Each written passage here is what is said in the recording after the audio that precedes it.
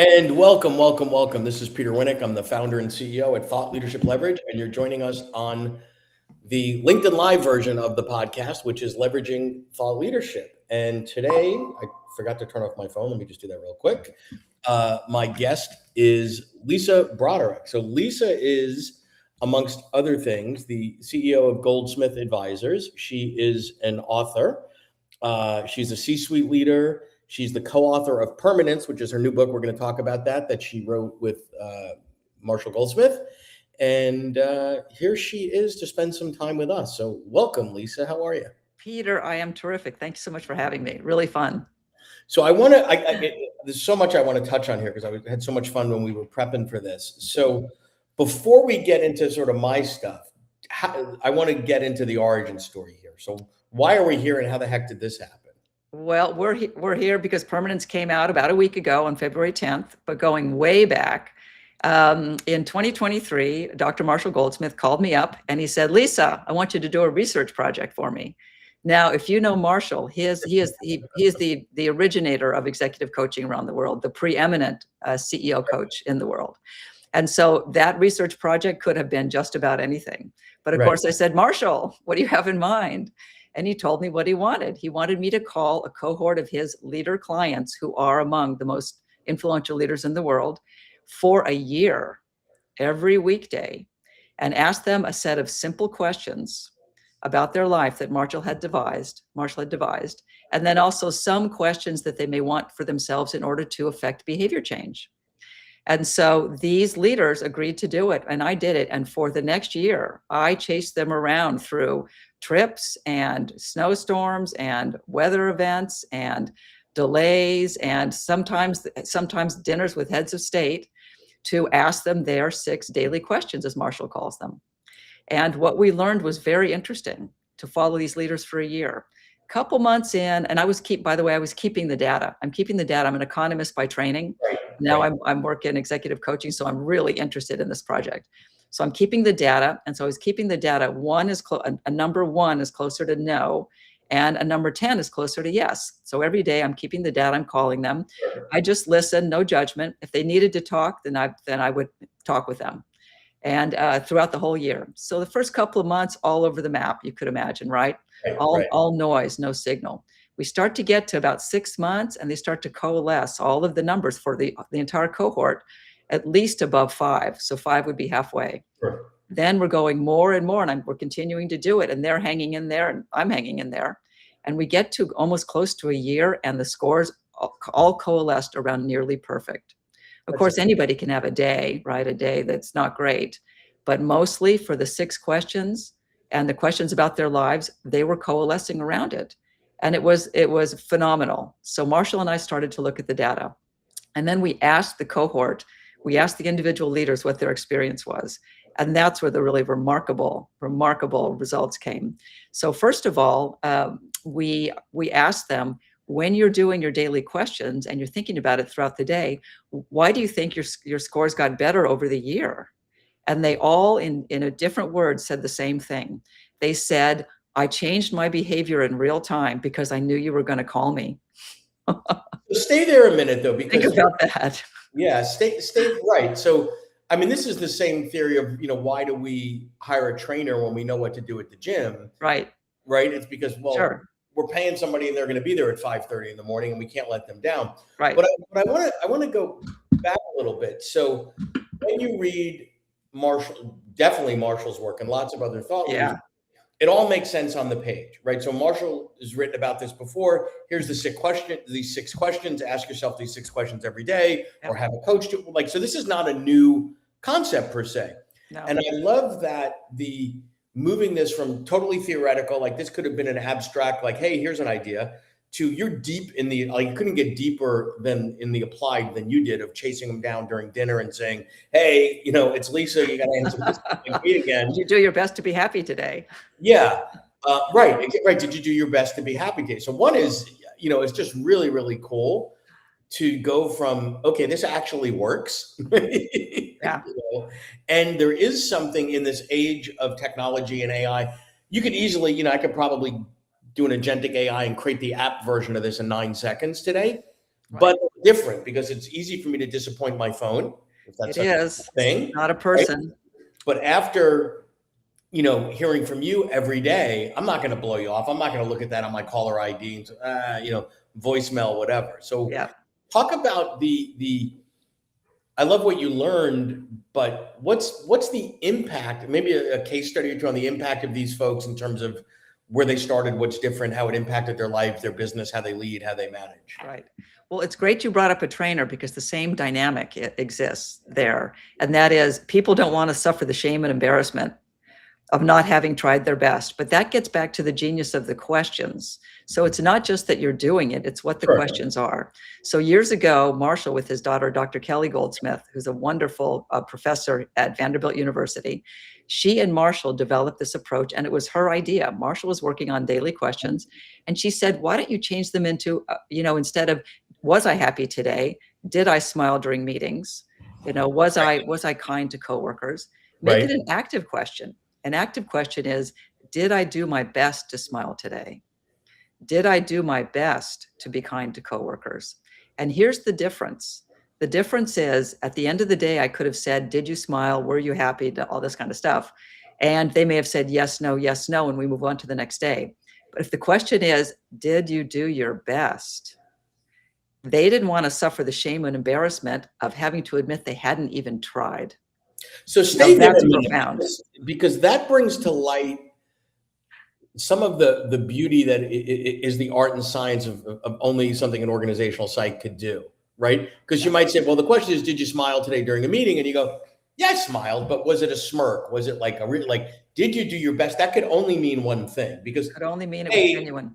You weren't in the room. They could lie to you. Why would they? Right. But it forces someone to be introspective. Yeah. The nuance of a great question from an org psych perspective is the difference between sort of an outcome and I smiled at the meeting, but yeah, it wasn't my best. I was a little cranky or I was a little distracted or whatever. That's just a really cool example of why we hire the right people to write these. Exactly.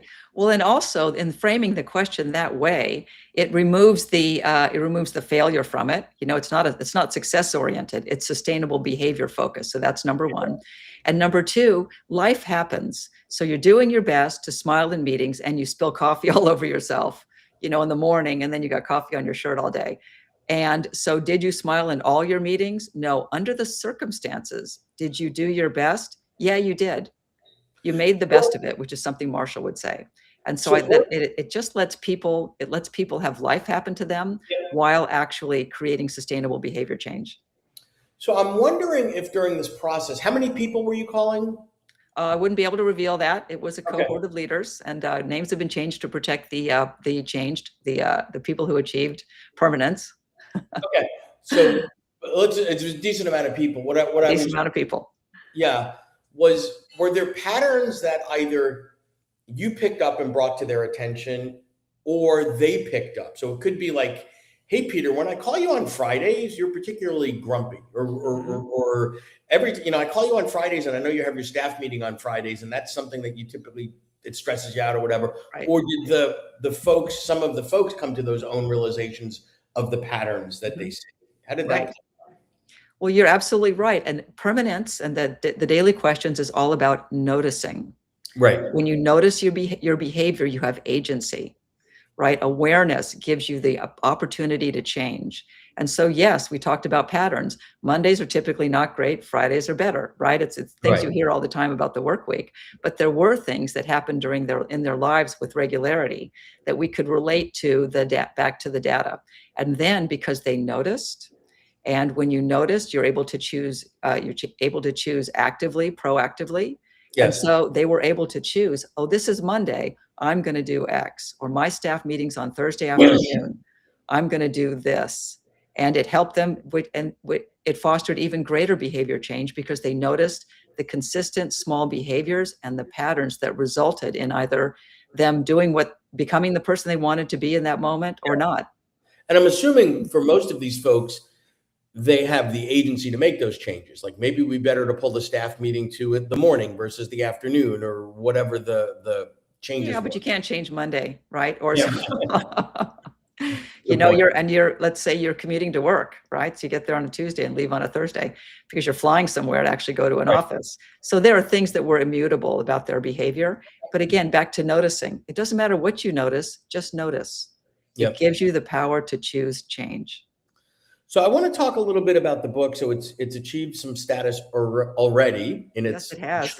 short period. So Amplify is your publisher. That's Tell me right. a little bit, because I'm always fascinated around the process, right? So how did this get written in terms of, were you and Marshall doing jam sessions? Was it most like, Well, yeah. So so the data came in, that was yeah, 2023 to 2024 that year. And then we did something because we're both data scientists. Half of the cohort stopped and the other half continued. ooh, Guess what happened? An A/B test. The cohort who continued to do it remained better. And the cohort which didn't do it self-reported that they did not. So that was very interesting.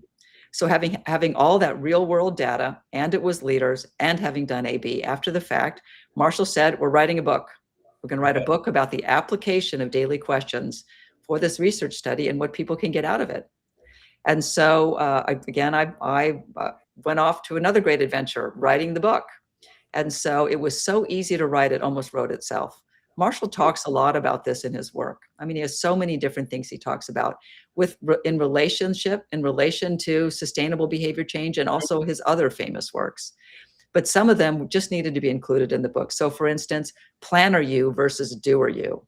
Right. Planner you, I get up in the morning, it's the first day of the week, it's the first hour of the day, the first day of the week, day of the month, or day of the year, and I have big plans. And this was me. Big plans. I'm going to do this. I have a planner. I'm going to put it down. I'm going to make all my things that I'm going to do. Take And over. then I'm tired. Right. And then the cat's sick. And then my kid came home from school. And then, my partner's spouse has to fly to Germany. Right. Whatever happens, right? And there goes your plans out the window. The doer you is different. Yeah. And so the book includes all of these different works, all of these different thoughts and thought processes that Marshall's had over the years in one single place, so that is literally a compendium of every single angle you could look at doing sustainable behavior change through daily questions. So let me ask you a question then. So one of the things I'm taking away from this is, it works, right? And if you stop it, It works if you do it. It works if you do it, right? If you stop it, it stops working, right? We know the value of the carefully crafted questions, Yeah. right? Could a couple people read the book and say, "Hey, let's be question buddies or something," and do this on their Oh, own? yes. Good. Very good. That is a great question. And the answer, of course, is yes. So it's one thing. So the book starts out and it lays out first of all, it tells the origin story, which is hilariously funny. Yep. And then it starts talking about what these questions are. And then it goes deep into the questions and gets people doing their own questions. Then we talk about how to actually do it in daily life. And in daily life, someone to do this with, who understands you and who will reliably call you. And if they're smart, you will, on that conversation, you'll do questions with them, which is the buddy system that you just recommended. And you can also do, if you have a professional coach, this is an outstanding activity to do with a professional coach. Imagine the behaviors you're working on with the coach. Let's say you did a 360 and it uncovered some behaviors that you really want to make sustainable in your life in order to change. That coach knows it. They go into daily questions. The daily questions are asked. They follow you over time. If you fall down or falter or not that great that day, you can talk about it with them. So there are a lot of ways to do it. And there's also technology. The follow-up to that then. So the folks that you were calling had the benefit of not just a world-renowned coach, but a data scientist. Like, okay, if I had to design who would be the perfect person on the planet to do this, it's probably you. Maybe I thought that occurred to me also. Right. So then the question would be, if it's just a buddy of mine and we're both committed to each other and we don't take these things lightly, whatever, do I have to document the data on every call? Like, do I have to do all that stuff? It's best, I'll tell you. And so we have, first of all, in the back of the book is a blank journal. Get started right away. We are both people who, as Marshall would say, what are you waiting for? Get started. So, and the scale from 1 to 10 is very useful. You can do it on a spreadsheet. You can do it on a piece of paper. You want to know two things. Did you do it? Did you do your daily questions? That's all that matters. Did you get better or worse? on whatever the question was. So in that sense, you do want to keep some of the data. The 1 to 10 scale is so you can be more precise, because we were doing it for a reason. And we recommend people be precise. It's so easy. They're Sure. blank on the website. You can download blank pages. Yep. Right? And Does how would I put this? So of the questions, my guess would be, but I could be wrong, that it becomes fairly obvious fairly quickly in the process. What are the things I need to focus on? Or does it bounce all over the place depending on the kind of day or week or month I had? Well, it bounces all over. Remember, there are 6 foundational questions. Yes. Did I do my best to be happy? Did I do my best to find meaning? Did I do my best to set clear goals? Did I do my best to make progress toward those goals? Did I do my best to build personal relationships today? And did I do my best to be fully engaged? So those are the foundational questions. Mm-hmm. After that, the questions, I mean, I have heard some just remarkably profound questions. Did I do my best to forgive my parents? Right. Did I do my best to forgive myself? Right. Right. Did I make angry or destructive comments? I mean, people went deep. And so for any of those questions, let's say there are, 9 or 12, there's 6 foundational, and they have 6 of their own. Those, they could be all over the map. And Marshall had structured. I just want to understand process. So the 6 foundational, everybody gets those. The Yes. 6 variable ones that I would get to pick might come from a 360 or might come something I've identified as an area that I want to work on, and Yes. yours would be different than mine. Yes, and I continue to do this work today with clients for whom I'm a coach. And so we develop the questions. We pretty much review the questions every 6 months, and in order to change them, because when you start getting 10s consistently, move on, grow. Right. Yeah. Right. Interesting. Anything else relative to, because it's, the answer that you gave me, like the book just wrote itself, is not the typical answer I get. Nice, huh? What a gift. Marshall is a gift, right? He's just so much material, and he's just he enjoys life, and he's literally a treasure. And I think about the book, the sounds, and I'm the co-author. The book is a treasure. It's a treasure in the sense it's small and compact. You can do it right away. It is all of Marshall's teaching. Marshall and I are speaking in it in the first person. Mm-hmm. So we're literally addressing the reader. And the audiobook is hilarious because it's the both of us. So really fun for the audiobook, right? But here's why we wanted to do it, and why Marshall really wanted to address it.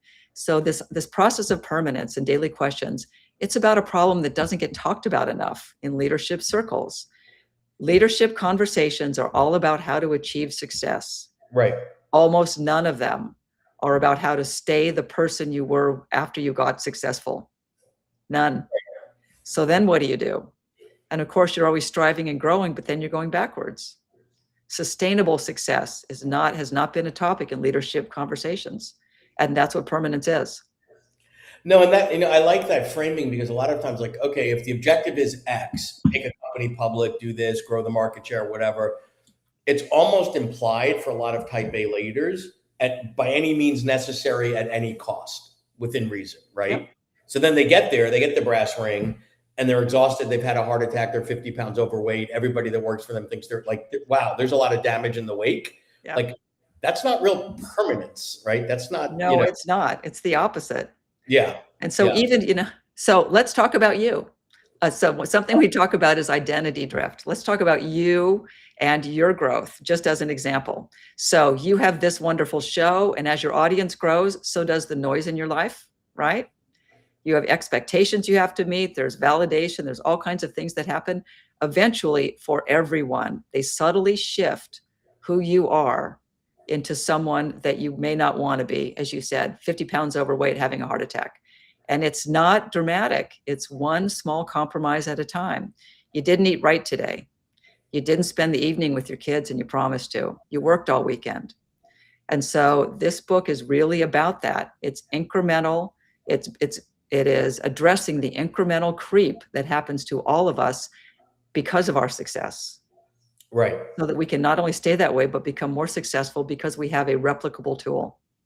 Yeah, I think it's the antithesis of sort of the cost of success, or the trade-off of, certain times we have to sacrifice certain things. There's only so many hours in the day, but you can't permanently be in sacrifice other in order to achieve an objective or an OKR or something like that. No, we all do. And actually the book covers what Marshall calls the success culture and the comparison culture. Wow. And the two together are deadly.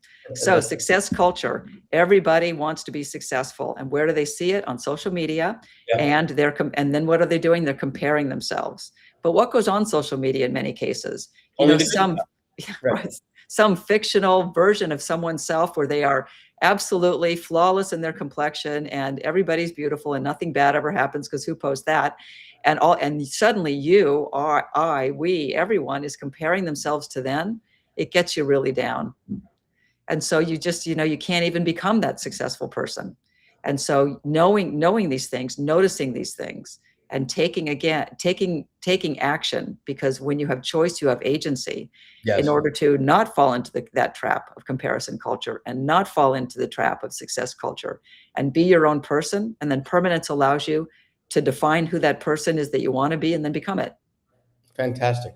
This has been great. I appreciate you taking time out of your day to come on board and share your journey and your story. And absolutely. I wish you permanent success with Permanence. I hope so. It's aspirational. Every title should be aspirational, right, Peter? Yeah, I love that. I love that. Thanks for everything, Lisa. Good to see you. Thank you. You too. Bye-bye.